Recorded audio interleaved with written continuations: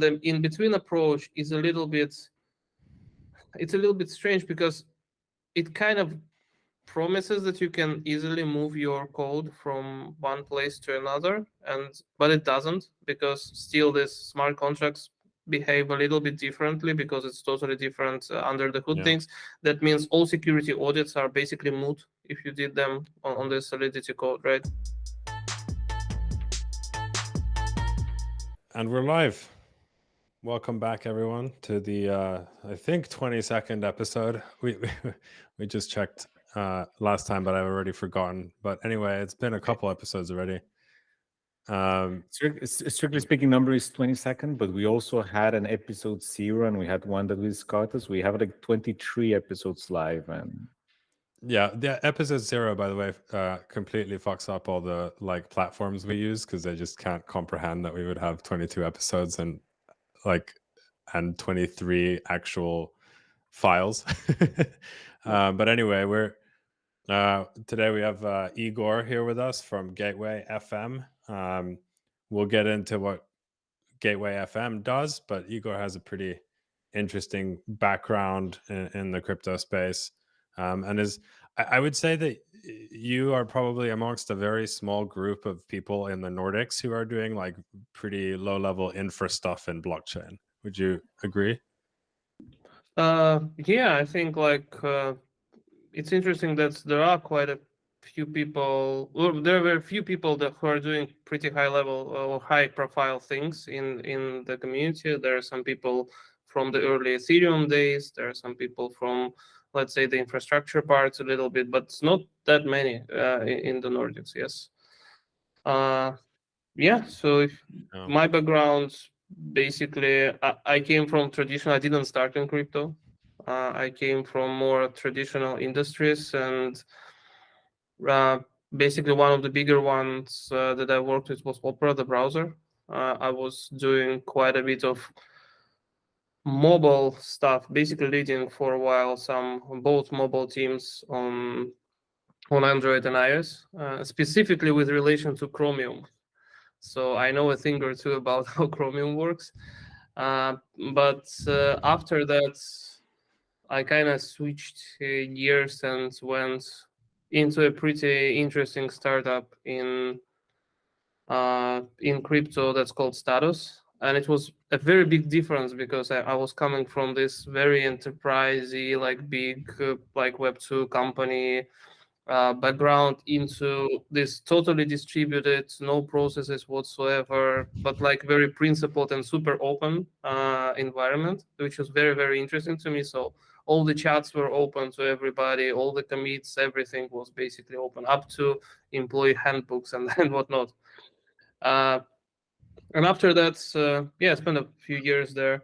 After that, I went even deeper and basically joined as a core dev of Ethereum itself, one of the team called Aragon, and also did some research for the Ethereum Foundation on certain areas.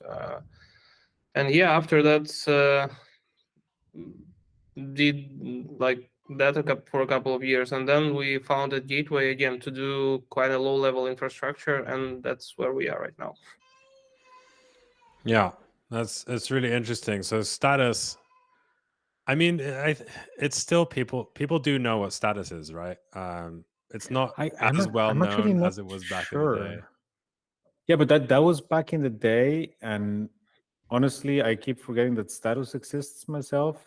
Oh yeah. I think that the last main thing that I remember hearing about Status was, I don't know, 3 years ago or something, when they invested on Element, on Matrix, the peer-to-peer chat, peer-to-peer protocol in general that mostly does the chat.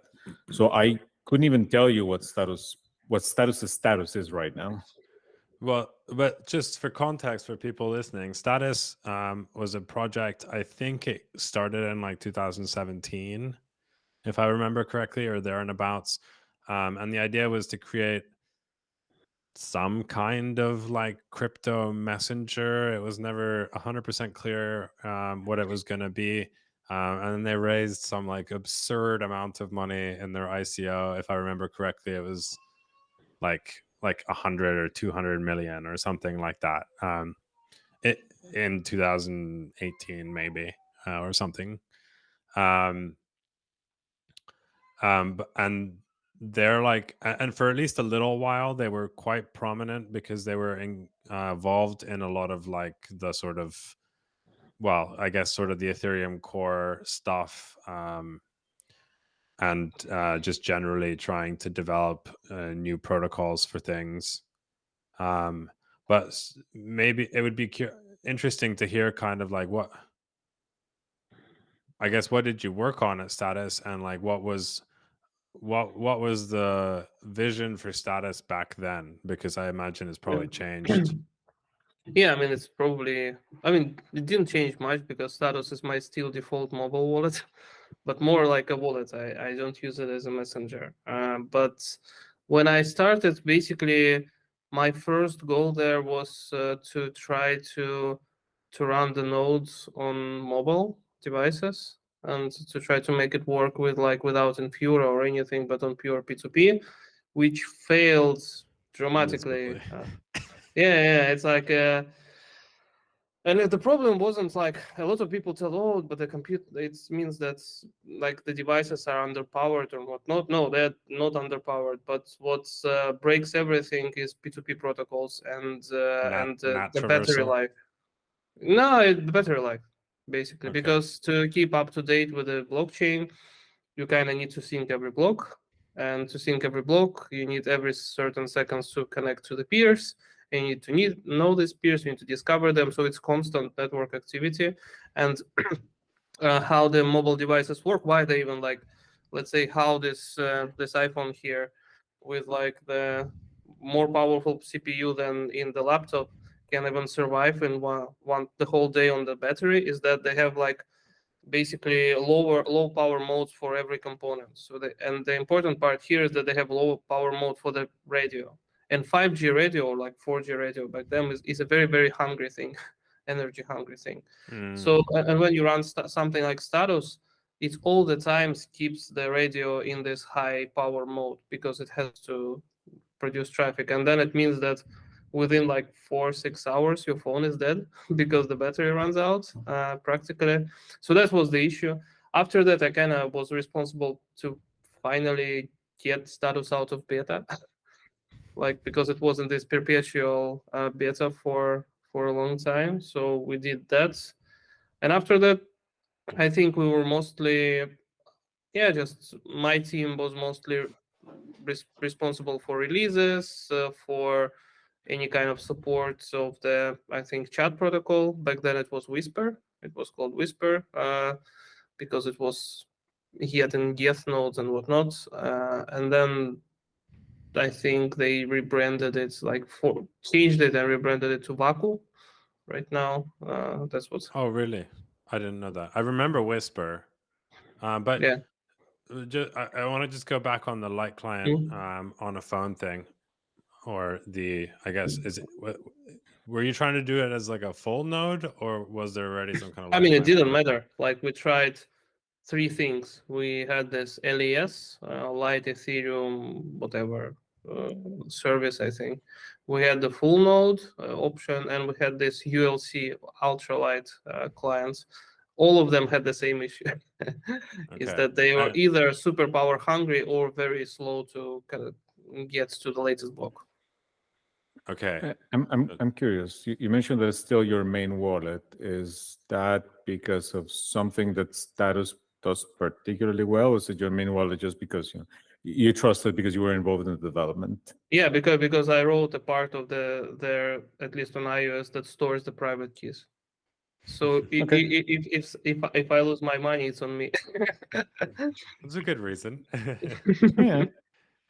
Do you check the patch notes for changes to that part of the code?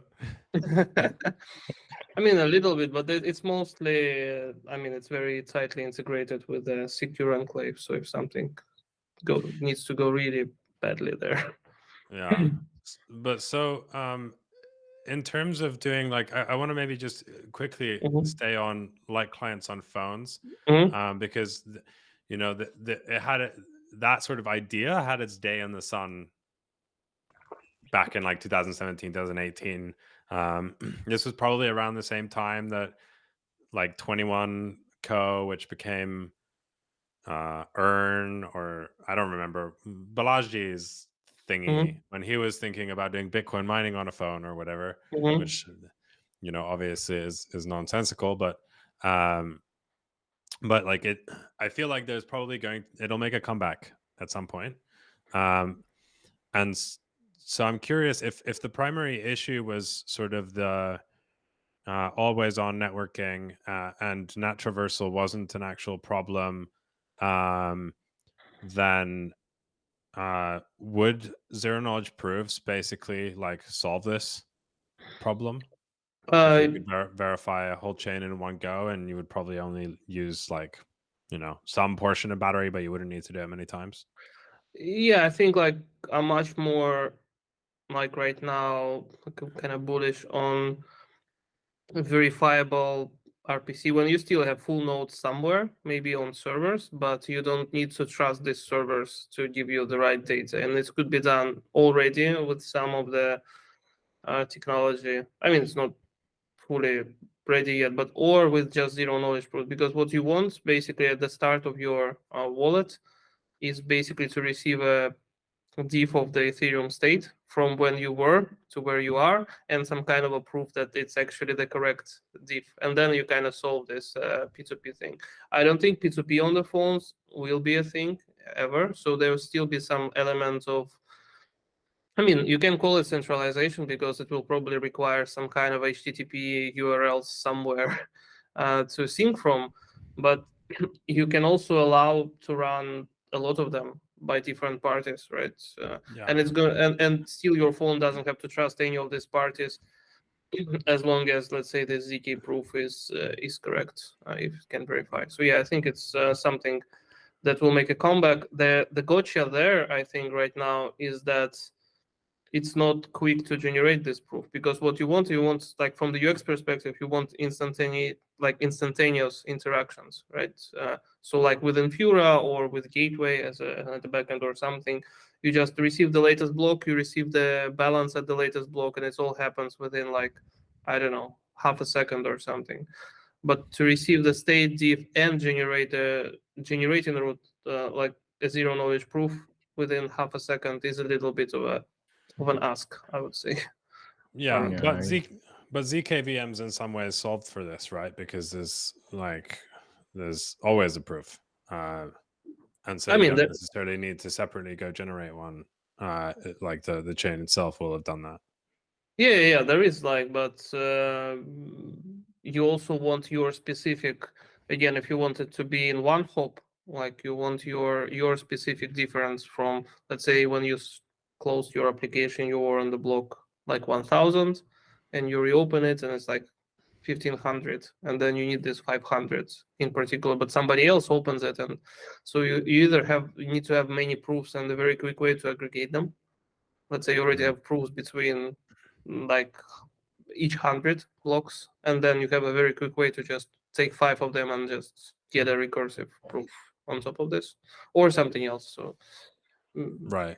So you don't need to. So you can like, well, basically it comes down to like the more the faster you can do aggregate proofs, you can then like go more granular, I guess, in terms of the data you're serving. Yeah, that's just me speculating, basically. Or if you can spoon feed this a little bit every now and then. So it's also the possibility that's on some phones somehow you can, instead of syncing at the app launch or constantly, you can sync like every 15 minutes or something. Well, this is kind of what I was getting at to some degree. Like one ZkEVMs, but just in general, like I do think there are, like, first of all, I think this is a pretty cool idea. I've never really thought about doing it from like an RPC side of things, and I think that would make things quite easy. But you could potentially sorry, I lost my train of thought. What was I saying? I have no idea. Okay, but no worries. I mean, never that's mind. why I'm interested in like verifiable RPCs, because they kind of bridge this gap much more Like if you have you make an ETH call to get the whatever balance of your token or even something else, Yeah. but then you also get a proof that you don't lie, because the current kind of decentralized RPCs, because it's kind of my horse. So right, the current decentralized RPCs has this big issue that you need to trust the participants, so they don't do something weird with EVM.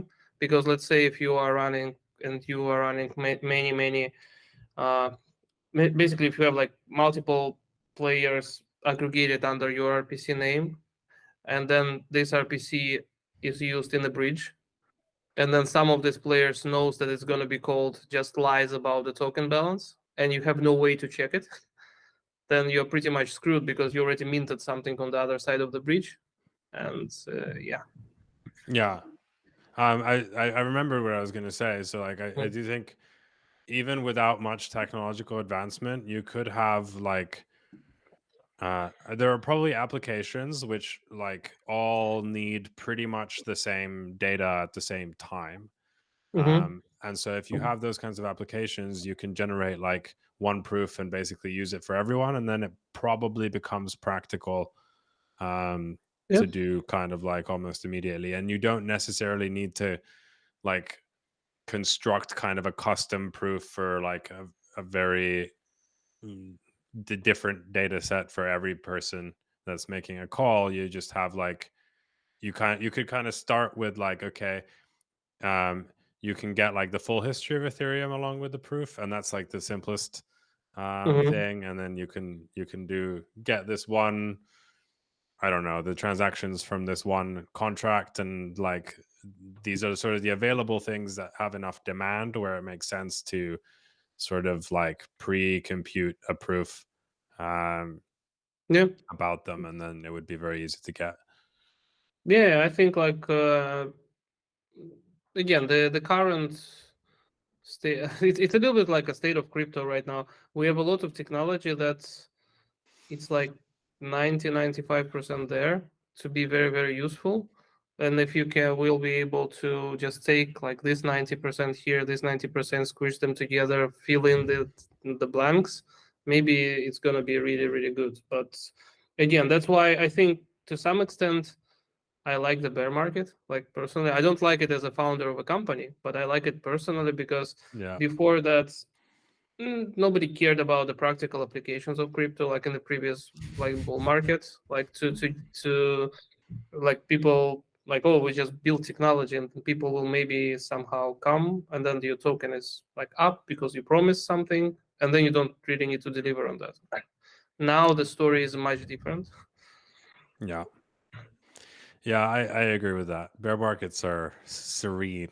They're like peaceful. But I don't know if Ricardo agrees, but I at least kind of have this thesis relating to what you just said, which is I think we actually have all the pieces already for like very large scale mainstream adoption. They're just not packaged in the right way. So like they're sort of like very fragmented. Like some networks do this, some networks do that, some wallets do this, some wallets do that. But in terms of like looking at just the whole industry, if we look at performance and cost and UX, like you can find examples that meet the requirements on like all of the different categories.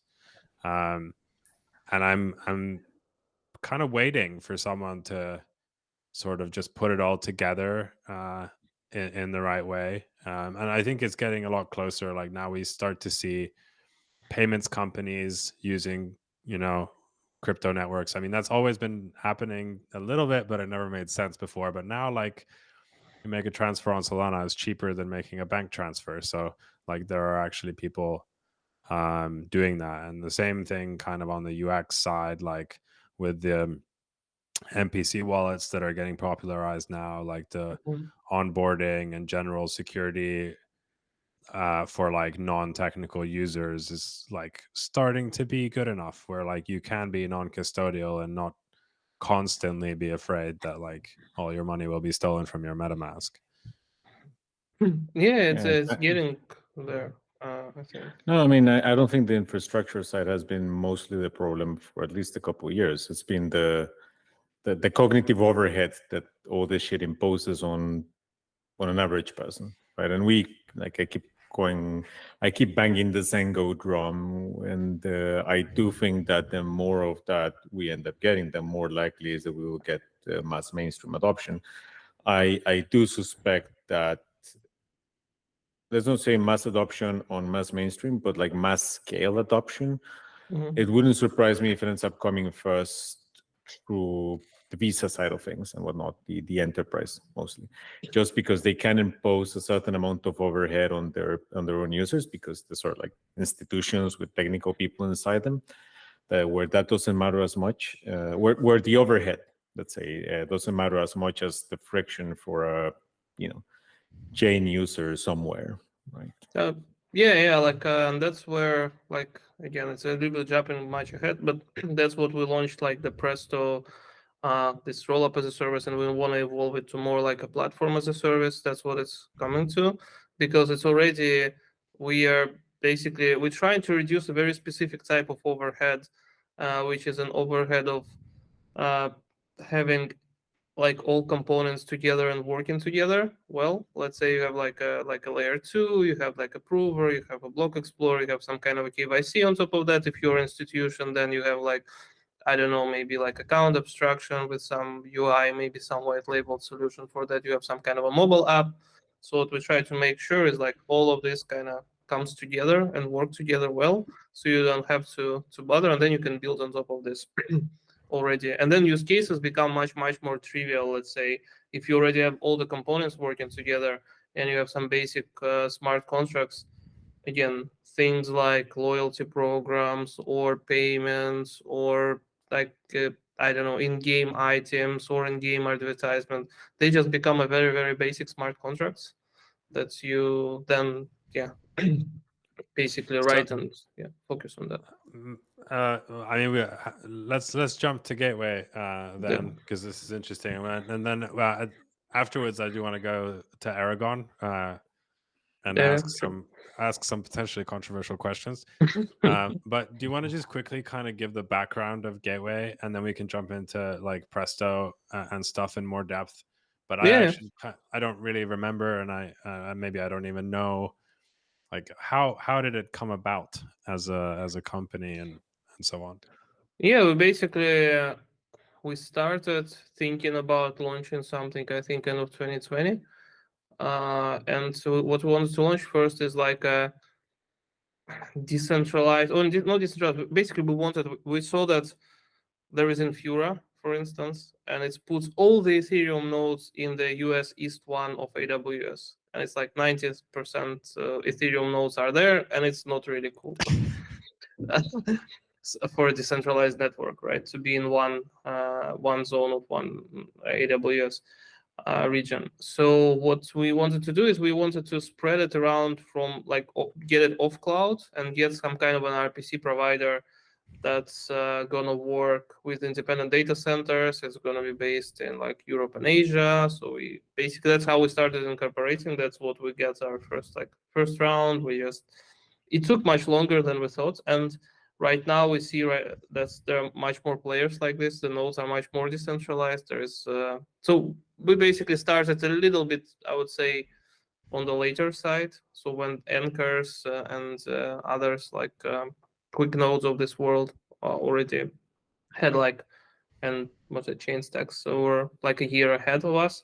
Then we slowly, like, we build this infrastructure. We build like a cloud on top of clouds, if you want. Like you can run it in AWS, GCP, like bare metal, some other types of data centers, and and then on top of this, we started supporting like the RPC first. Then we went into staking.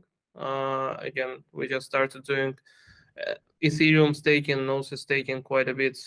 And for Gnosis, we actually came and did a big partnership with them when we basically provide all public RPCs. We support their test nets and stuff like this.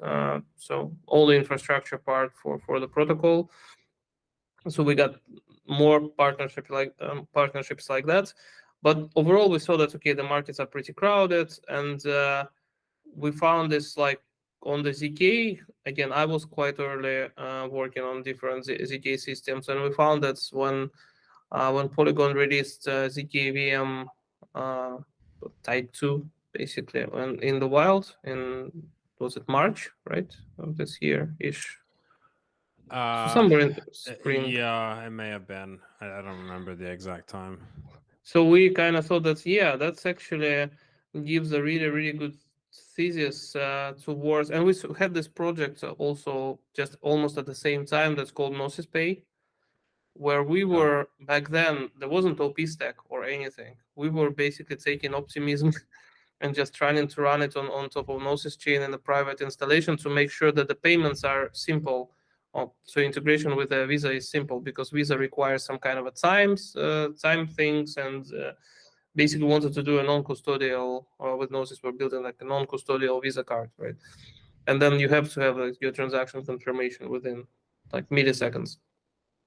And we thought that, yeah, but optimistic rollups were never really landed well with me, at least, especially in the centralized environment. Again, when they all decentralized, I'll give them a pass. Right now, it's a very, very centralized. You put in a lot of trust in the people who's running the infrastructure there. Yeah. But with ZK, it kind of relaxes these things, right? Because for me, like if I run like a rollup, like an Appchain based on like as a layer 2, your own layer 2, and I'm the only one who's running it, but I'm running it on ZkEVM, it's gonna be impossible for me to basically forge a proof that's you get decentralized finality, which you can't really get in the optimistic exactly. So structure unless you have fraud proofs actually working and so. Yeah. Your finality in ZK is on layer 1, right? So then if your layer 1 is good, that's a big if, but if it's good, then you get quite a lot of security and a lot of customer agency from that. And that's where we started building this, and we started thinking that, and at the same time, again, it's like a lot of events came together. We started looking outside for more like a blockchain applications from just core technology, but see what it's applied. And we saw that there's quite a few companies also who just create like private networks on Hyperledger, like, and then the companies use it, and it's really bad because it's not like, I mean, it's just 5 nodes that one company actually runs, yada yada yada. And so all from all of this, like, and it's actually often comes on the enterprise side. So on the enterprise side, usually the best you get is NFTs on Polygon. That's basically what you maybe get if you're well off. If you're not, it's basically a very custom network on Hyperledger that's controlled by this department of this company, and that's it. So we thought that we could do better, and that's what we're trying to do with Presto. Is basically, again, right now as a first phase, it has a rollup as a service. So you basically in 4 clicks and about 6 minutes you get your own ZkEVM installation. And you can bind it either to a layer 1 token directly, like Ethereum to Ethereum, if you run it on Ethereum, or you can bind it to your own token as a gas token. You can make it gasless, like you can subsidize gas prices, whatever you want. You can collect it to your own multi-sig and do whatever with them. And then it also brings like tools with it. Right now, it's just always deployed with a Block Explorer, with the Faucet, with the what else, like with Block Explorer, Faucets, RPCs, yeah. Like then we also add in much more to Breach, of course. Like we also add in more tools like Gnosis Safe, again KYC integration, some transaction debugging tools, there's a lot of things. So you get the whole environment, and then the next stage would be to package it into even more with maybe some presets for smart contracts there. And since it's ZkEVM, you just get the same stuff. Curious. So I wasn't familiar with what you guys were doing. It sounds, and every so often we kick Cosmos' teeth in Mhm. here, so I'm not like I'm a huge Cosmos proponent right now. But recently ran into the team that's doing Ignite, which sounds. Are you familiar with it? Sounds kind of like similar to what you're going for. I think it sounds familiar. Yes, maybe there is like I can Google it right now, but maybe it's similar. Like on because I've seen there are some other projects that are doing. We are not the only one with this great idea. We have our own vision and our own flavor of that. But let's say the first one on the market in Ethereum was Conduit.xyz, and they're very Cosmos focused, but it seems to be like a very similar thing where basically they provide a set of templates to get kind of like your own Cosmos based thing kickstarted, and including say generate a token with these characteristics, and then you can kind of fill in the blanks. Yeah. That's basically. I think that's very similar. Again, I'm coming from the Ethereum side of things, so I'm much more and looking at the state of staking, state of kind of the integrations with enterprises. I think Ethereum is a good bet. Like at least I think in terms of the enterprise adoption and in general adoption. But yeah, it's similar. Yeah, okay, we may let's not get too sidetracked because I do want to talk about Ethereum and adoption a little bit more. Well, we'll leave that for the controversy phase, but the just touch on that a little bit. So it's the Polygon ZkEVM you're using, right? Yeah, I mean it's right now it is that we are playing with other stacks as well. It's just right now Polygon ZkEVM is something that the most ready and the most ZkEVM compatible. Most EVM compatible, and I can attest to that they don't lie on their wiki. They have like 4 differences from vanilla EVM, and that's it. Yeah. Like, one just interesting data point is we've spoken to some of the ZK acceleration, like the hardware software acceleration guys who worked on the ZkEVM for Polygon. And they mentioned that the current ZkEVM has a memory footprint of almost half a terabyte. 700 gigabytes. Ooh. Yeah, but the current I can geek out on this because on the current thing, you can think about it. It's called, or they call it like fixed size state machine EVM or like ZkEVM, and that means that you can think about it as a circuit board. So it's just they always load this thing they call ROM into RAM, and this ROM has an ability to prove, I don't know, this many million ketchucks, this many million this opcodes, this many million this opcodes, and basically that's it. And the ROM is always the same, so it's not really. So they upload all this ROM, and then they try to use it the best they can. There is another thing that's also Polygon does. So just quickly. So Yeah. did I understand that correctly? The idea is basically that like you load like that whole thing, and then you can sort of like do a pretty sort of wide range of different proving related activity, like operations. Or Yeah, what is the point of loading that much stuff into memory? Yeah, but that's basically the ability to relatively quickly prove this many things. It's almost like a hardware in software, if you want. So let's say the circuit board can prove this many comparisons on EVM, like this many like block hashes of code, this many Kitchak hashes, this many whatever, and it looks like, I mean, then you have, first of all, it's predictable. So you load, it's 700 gigs, and it's never goes up and down. It only goes up and down if they make a ROM updates, right? And the second thing, that since everything is in RAM, everything is happening in RAM, it's relatively quick to make a proof. So the proofs are making, I don't really remember, but it's like minutes for both normal batches of transactions, right? So they try to, it's kind of, they try to use this circuit as much as possible, because what this circuit can do is just proof a bunch of transactions, and they call it batch. So they have the special module called aggregator. So sequencer receives just a stream of transactions, lots of them, and this aggregator thinks, okay, this many transactions fit in one batch at most, and then just send it to the prover, and the prover makes a proof of this, and makes a pretty fast proof, because it's actually first makes individual proofs for batches and then makes a recursive proof. And the recursive proofs is another thing.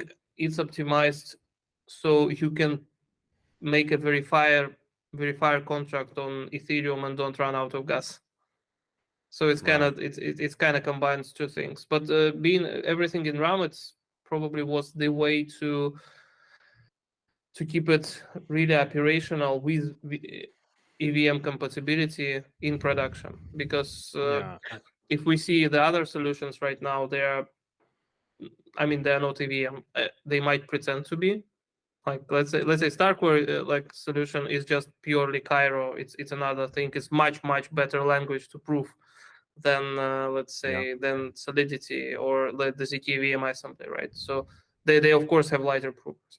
Then zkSync Era, they just compile Solidity into totally different VM. That's maybe, I don't know how like it is to what Starkware has, but it's a totally different VM basically. That's again much better. It's under the hood, changes values into this, working on these rings and whatever, like in the mathematics. And then we have ZkEVM that actually you compile, you get the same bytecode, and each bytecode is getting its own each like opcode, is getting their own proofs in there. But and that's yeah. But this is interesting because when you, as you move from like as you move from just compiling to like a provable language towards like it is actually a ZkEVM, like it is actually an EVM, bytecode compatible. It does seem like you trade off like a huge amount of performance in a way, like from on the proving side. And so I'm curious what you think in general about like the different approaches to doing a ZkEVM, the different types. And you know, now obviously RISC-0 added their type 0, which we can laugh at a little bit. But but like, what do you have a sense of like which strategy is kind of like the best one at this point?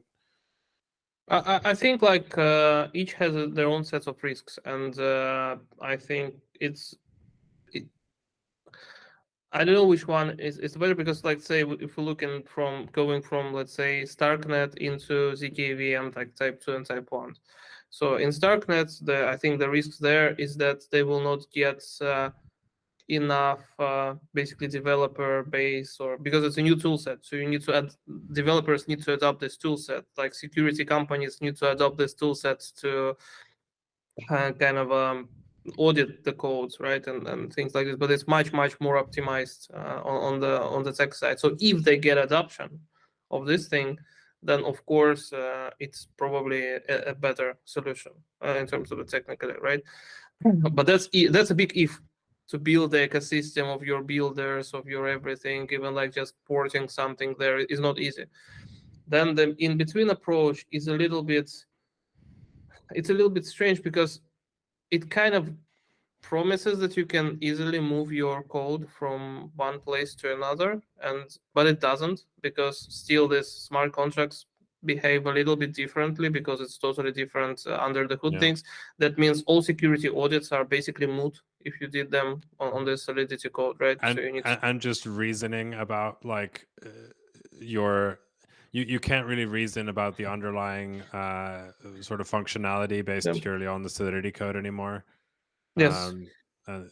Yeah, it's tricky. So it's a little bit difficult. So I'm kind of not a huge fan of that, because it's kind of pretends to be what it isn't, and then you still need to onboard, at least on the low level, and on the at least the security auditors needs to be very aware about what it's going to be compiled with, and that's a whole other story. And we have a lot of hacks on their CS. And then ZkEVM is another thing. It's basically it's much more difficult to prove. It's also economically, the what's cheap in gas doesn't mean that it's cheap to prove, right? And there is this misalignment between opcodes being cheap in gas, because ZkEVM is going up to having the same gas rules, right? So it uses right now, I think, basically Berlin gas rules plus certain two changes or two EAPs that were open.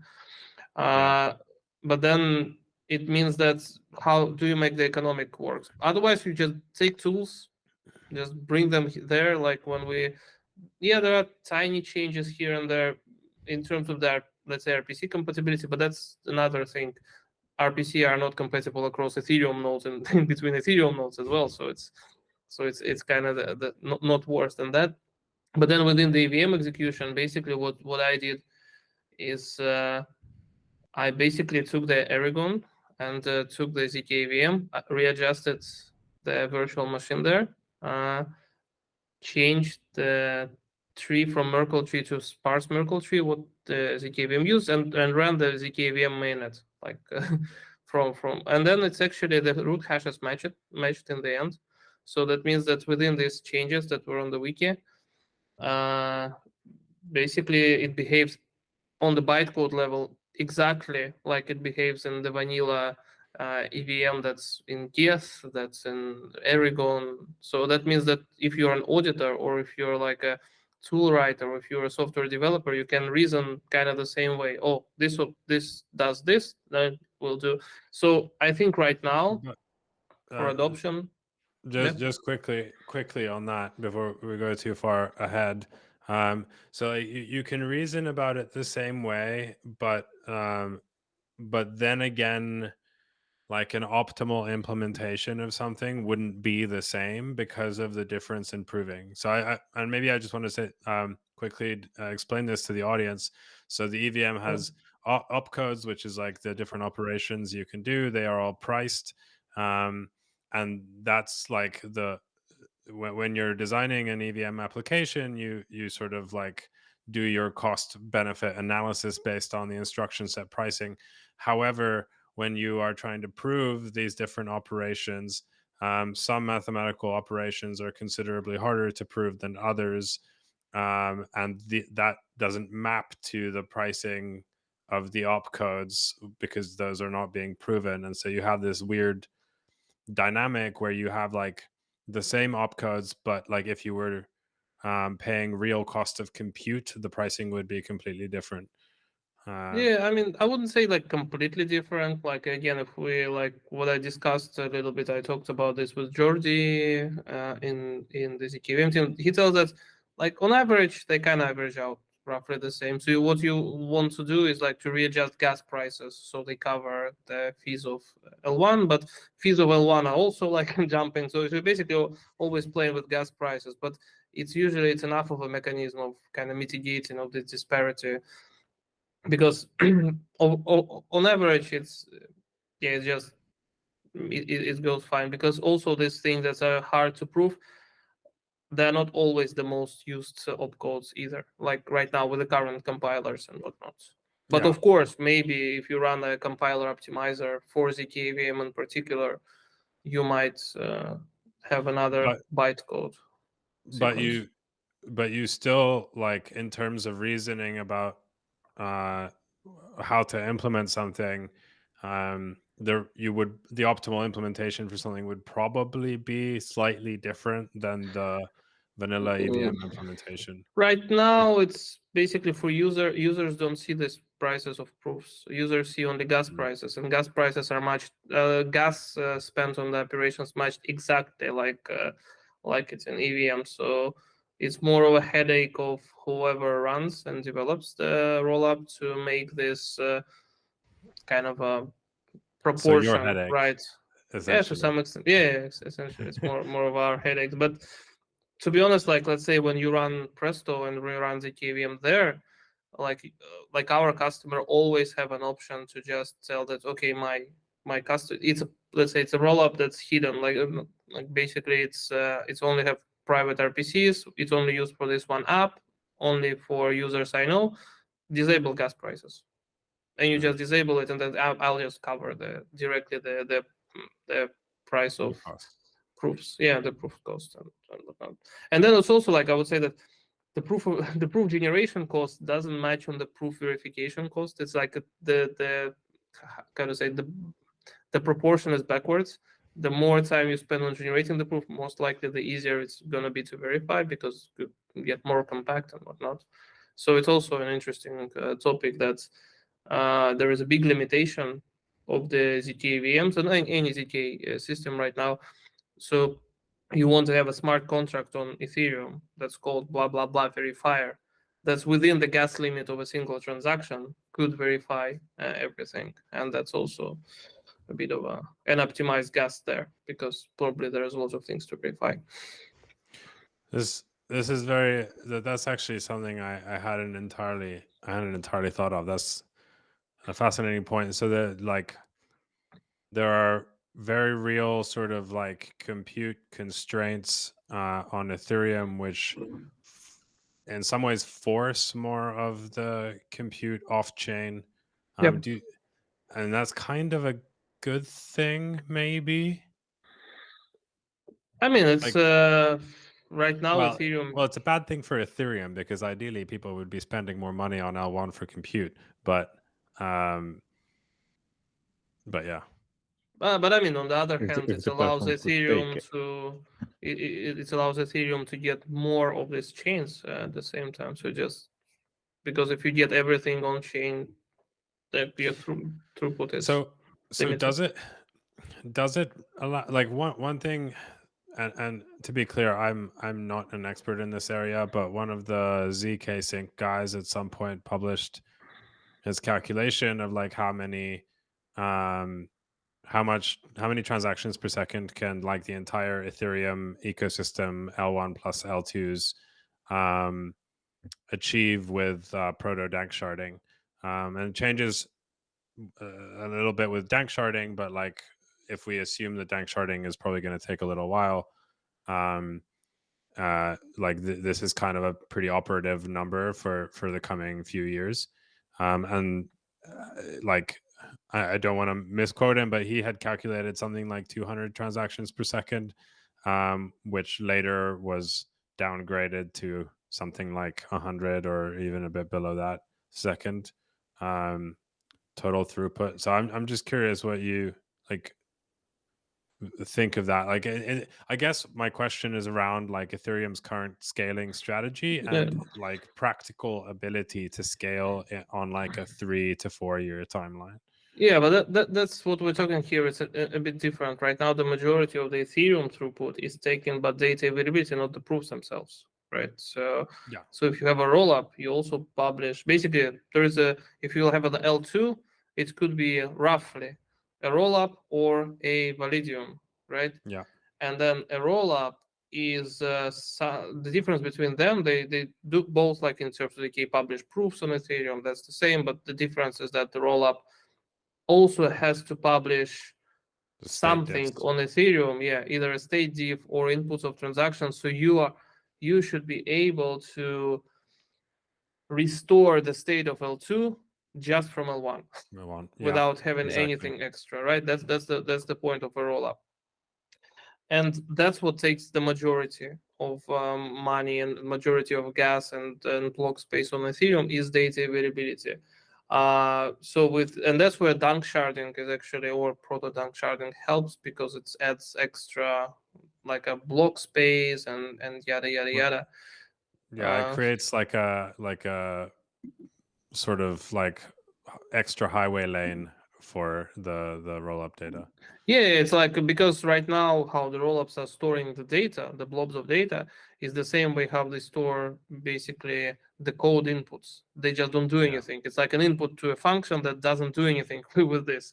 And Ethereum now recognizes this thing after 4844. That's okay. There is this kind of citizen just blob of data, and we want to publish a blob of data to Ethereum, and that's another gas cost, another type of storage for it, and things like that. Right. So basically, like the the ability for sort of full rollups that publish or broadcast data on L1, the scalability of that setup is pretty constrained. But then if you assume some will use data availability layers, like other data availability layers, or their validiums where they don't even like really publish it anywhere. And there's probably some other constructions that haven't even been explored really. I mean, I'm personally then still you get counting more TPS sort of out of the whole ecosystem. I'm currently still counting the kind of the ones who use data availability committees as validiums, because for me, like the rollup and like is something that publishes and validium that don't on the L1. But here, like data availability committees, local data availability when you don't publish it anywhere, only in your rollup, and things like this. And a data availability committee of one. yeah, basically. Best kind of committee, in fact, for most decision making. Yeah, like again, efficient. if you run in a testnet in Presto, that's what you get. You get local data availability, because if it's a testnet, like who cares that it publishes things to L1? Like why to even like care about throughput there? But and then the next is like real dunk sharding, and yeah, but Ethereum, I don't think it's a bottleneck as of yet that much, but it's gonna be at some point, and but let's hope that's the scalability there would work as well, because again, it's do you have a sense of how much of the data availability kind of capacity is being taken by the optimistic rollups as opposed to the ZK rollups? I think the majority is on optimistic side, to be honest. That's my understanding as well, but I haven't checked.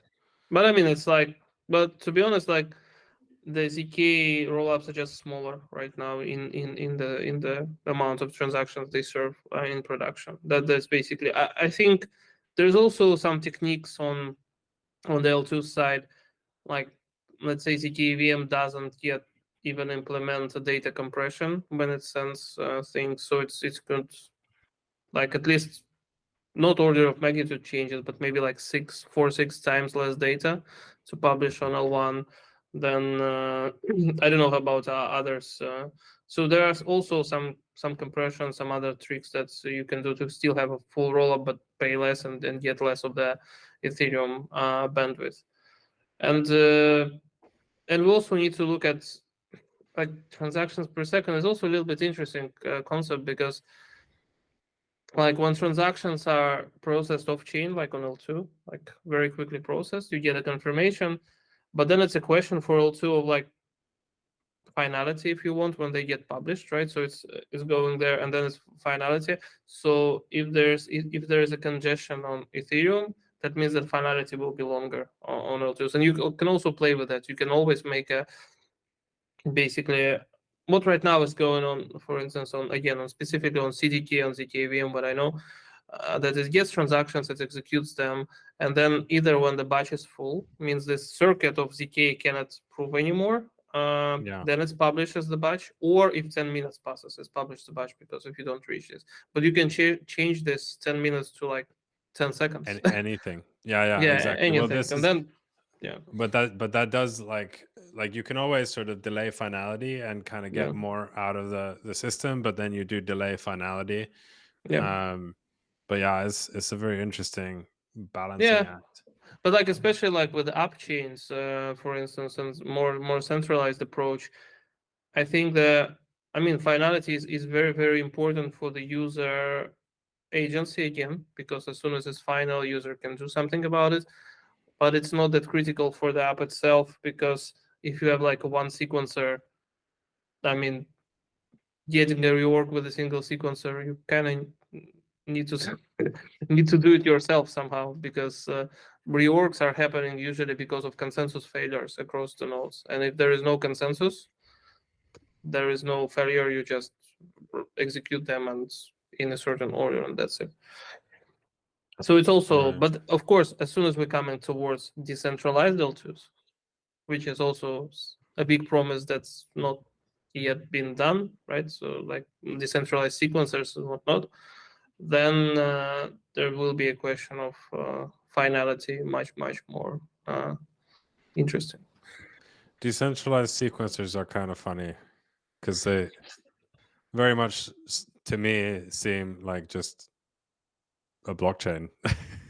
Oh yeah. Yeah, It's a blockchain. I It's a don't get. blockchain. I really don't get how, let's say, a layer 2 Ethereum sequence is going to scale up without running into the same consensus slowness that Ethereum itself does. But Yeah. I'm not But- making a living designing them. So. But that's why, like, let's say I see that for this kind of app chain purpose, we don't even think about that much about decentralizing sequencer and whatnot, because we care for performance much more than anything else. But let's say if it's just ZkEVM mainnet or Optimism mainnet, when there's multiple projects, that there's kind of public good to some extent, there I think they might sacrifice some of the performance toward decentralization. They should, because again, not But take too much power. The answer there, like Ricardo, is basically that they do sacrifice performance, but in like a ZK rollup context, you don't need as many sequencers as you would need. Like it doesn't need to be the same size, sort of like validator set. And so most of them, I think, are targeting like on the order of 30 to 50 sequencers, which if they're like heavy machines and have a good bandwidth, like they can do consensus very quickly. Yeah, and So I think basically they're kind of like aiming towards good enough decentralization effectively to maintain a certain amount of performance. Well, like decentralization, like that sort of like it wouldn't make sense to have the same amount of decentralization as you have on L1, because then you might as well just rely on your own exactly L1 consensus. And because they get finality from the L1, like they don't need that many nodes is kind of the idea. Yeah, I think so. Like, especially like if it's again for a small chain, for a single app, you don't need many of them, and you can also bump the requirements, because one of the things that Ethereum keeps low is okay, you can run it on consumer hardware, and that's basically how it goes. But then for L2s, like, I mean, you don't run a prover on consumer hardware. Like, I don't have a microwave with 700 gigabytes of RAM yet. Well, this was kind of why I asked about the memory footprint, because like that's like a beefy machine. That is not just some like you need to actually go out and like specifically buy that. No one will have that lying around. Oh yeah, like we like for some data centers where we run provers, we had to special agreement with them to actually provision something over 0.5 terabytes. Up to 0.5 terabytes is usually pretty stock, but like 0.5 terabyte to 700 is already like it's serious hardware. But yeah, well, we can dive into controversy territory. Sure. Relating to I guess the question kind of is like, what do you think about the general philosophy of Ethereum that everything needs to be runnable on consumer hardware? And I'm not positioning this in like any specific way, just kind of like there's certain implications regarding what that means for the kind of future of Ethereum, if that philosophy is held on to. I'm curious what you think about that. Well, I mean, it's I would say that for something that's wants to be like a neutral settlement layer right now in the world, it's a good thing to have it, even if it's going to be a slow kind of a slow settlement layer, because as soon as you start excludes, and again, you're already excluding some people anyway. Like, you cannot just run it on like a Chromebook for $80, right? But you can still run it on, well, you can still run some Raspberry Pis, but not the cheapest ones. But then overall, I would say that that's why I like this kind of layered approach to scaling, because of course this, like, as a baseline, this Ethereum, like, okay, you need to be able to run Ethereum on your laptop. This let's go throughout. It puts a lot of limitations how it can scale. right? Yeah. And the only viable thing for me so it makes a really good settlement layer when you are not in a hurry. To some And you extent. have a lot of money to pay fees. Yeah. Yeah, and you have a lot of money And to pay I would fees. also say that it's neutral-ish considering the stake concentration, right? It's neutral while there's three or Well, four organizations don't decide let's- to fuck with whatever you want to do. Let's not go into the Lido thing right now. I mean, it's. I mean, but- disclosure, we're one of the network operators in Lido, but on the other hand, knowing how ETH2 works, I mean, if they will ask us to do something wild there, nothing stops us from just exiting the validator set.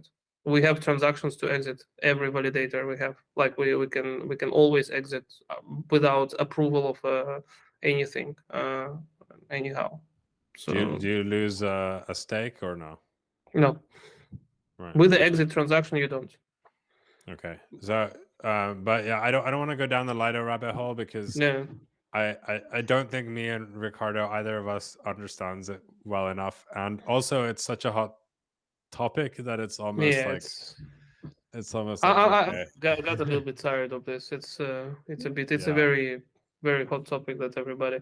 No, but like with this kind of I mean, neutrality is still pretty all right there. We see this compliant versus non-compliant blocks. I mean, they're still like okay, yeah, we can sell 70% of the blocks are compliant, but then It doesn't matter. it doesn't matter because then the next validator takes and just confirms this transaction. Everybody has to swallow it, regardless of you're compliant or not, right? So this is, I think, is a kind of a good case of resilience of Ethereum. But then scalability is a difficult thing, and it comes on the many ends. Like from Aragon, the big thing was for us is a state growth, right? So there's more and more, and there are some processes that are going there in the Ethereum Foundation, some research that's kind of getting into development to how do we trim this old state and stuff like this so we can keep it's viable for the machines. Luckily, right now I don't think that the current state, I mean the current state, not the history of it, but the current active state, the current amount of account at the latest block. I mean, it grows, but I think so far there is some leeway, and the hardware, consumer hardware, improves as well. Luckily, so Yeah. that's not bad. But I mean, it's nice that there is a decision. It puts some constraints on the blockchain, but then you kind of finds a way around it. So I'm kind of asking this, and I want to maybe paint the picture that I have in my head, and it's like I don't have like a philosophical. I don't think any one direction is the best in any sense. I do, however, think that some directions will serve much bigger use cases. And I've kind of started to separate Bitcoin and Ethereum sort of into their own separate category, where they seem to be going more towards being like the best asset. Like it's the same in the early days of Bitcoin, because I've been around for quite a long time. They had this like they almost had this Ethereum spirit in the beginning where they were building this thing like we're going to be able to run scripts on it, and these were very simple scripts, but whatever, it's all very cool. And then over time they found the kind of digital gold store of value narrative, which allowed them to not ever do anything again. I mean, I don't know if you use Bitcoin, but it's like the horrendous user experience in many ways. Yeah, but that's why it's I, hidden behind enterprises and stuff, so it's only them who usually touch it. Yeah, and Ethereum, like, obviously took that like world computer vision a lot further, and brought about kind of the modern era of blockchains. But I feel like they are realizing that, like, in order to compete technologically, they would need to sacrifice their initial values, and thus they're going sort of in the asset direction, which, by the way, is not bad. Like, if we look at like I think the clearest example of like technology competitor but not an asset competitor is Solana. And I use competitor here as like just, I don't know, different use case or like another blockchain. And Solana, like their sort of story for why Sol the asset makes sense is considerably weaker than Ethereum's, and there's very few ways in the near term to make it a huge amount better, because simply like their whole user experience is built around it being incredibly cheap. So and fast. And fast. So but I'm kind of like maybe to wrap this up, like these are all kind of like fine different ways of doing things, but I do fear that the asset strategy takes you towards Bitcoin type complacency, and being super decentralized is like, we need stuff like that. We need like a backup if everything else goes to shit. But I struggle to see how those, like if everything was on blockchains, how systems designed to run on like consumer hardware could be the system that those things are running on, if that makes sense. It's, if I can, just because my approach to this kind of relates to Teemu's, and I'm quite curious to see how you would. Ricardo is a Solana maxi, just to be clear. We actually keep switching the Solana maxi hat on the call, but on this one, I'm gonna wear it. But the way that I would see Ethereum right now, it's kind of like similar to how Teemu goes, right? Because you said earlier that Ethereum is good for enterprise adoption, and I would agree. But I suspect that Ethereum is kind of at its nobody ever got fired for buying IBM stage. And what that became a slogan was precisely when IBM was kind of like ossifying itself. And one of the reasons why nobody ever got fired for buying IBM at that point is because IBM was terrified of doing anything that might scare people away. So I suspect that Ethereum, well, first of all, I'm seeing way too much stuff.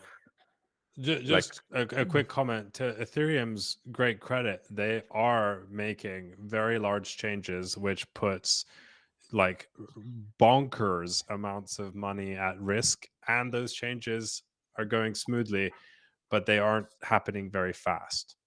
Fair enough. But let's say that a lot of the core stuff is also fine because they seem to be relying on, other efforts on the periphery, maybe taking up the slack when it comes to a lot of areas, from privacy to scalability, right?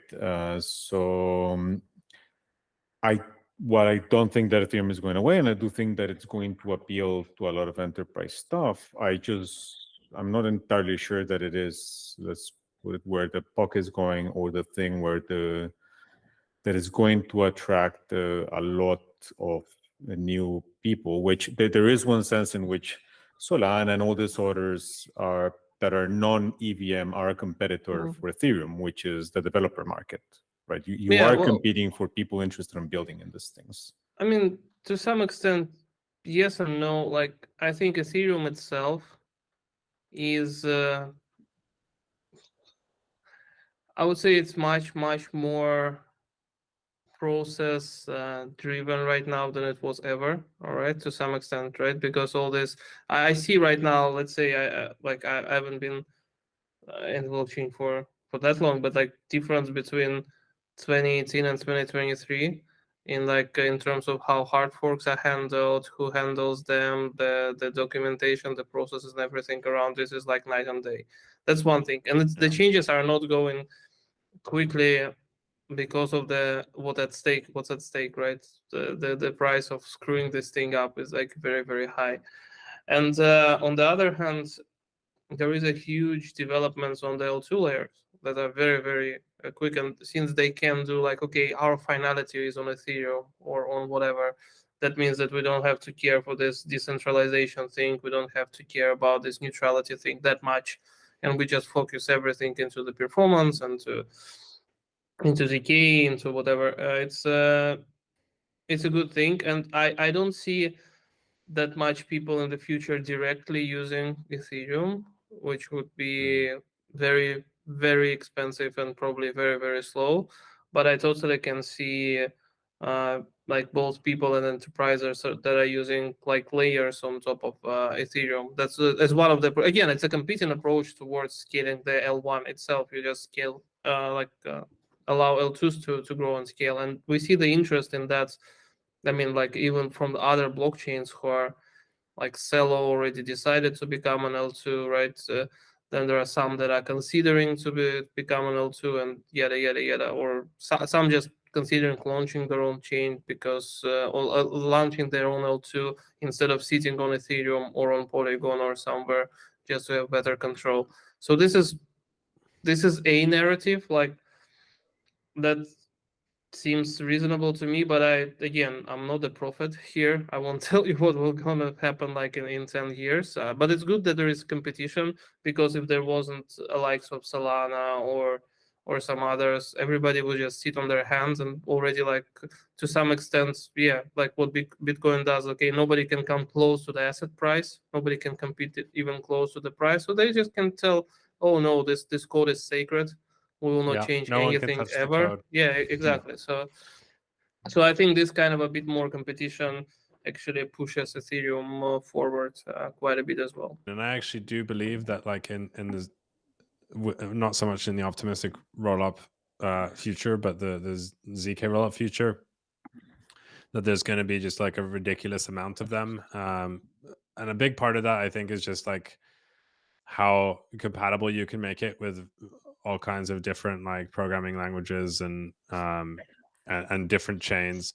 But the one thing that, as far as I know, no one has really figured out is how any of these things will interoperate in terms of different ZK rollups or Validiums. Do you have a sense of like what that might look like? Because I would imagine that like you guys, if you deploy a whole bunch of these, would actually be in a pretty good position to standardize something for like cross rollup stuff. There is a standardization work going on if you run rollups from the same family. Like for ZkEVM, basically there is this LXLY bridge that could accommodate multiple rollups. Basically, they will share the same bridge, and that means that they can transfer things back and forth in between. And they also working on this proof aggregation layer. So transfer them on L1. It's like it uses proofs on L1 to transfer things between different L2s. Right. And they're also working on this off-chain aggregation layer, when instead of L1 proving the proofs, there will be an extra layer that proves the proofs, if you want, and then you can have faster transactions between rollups. But that's within the Polygon kind of ecosystem.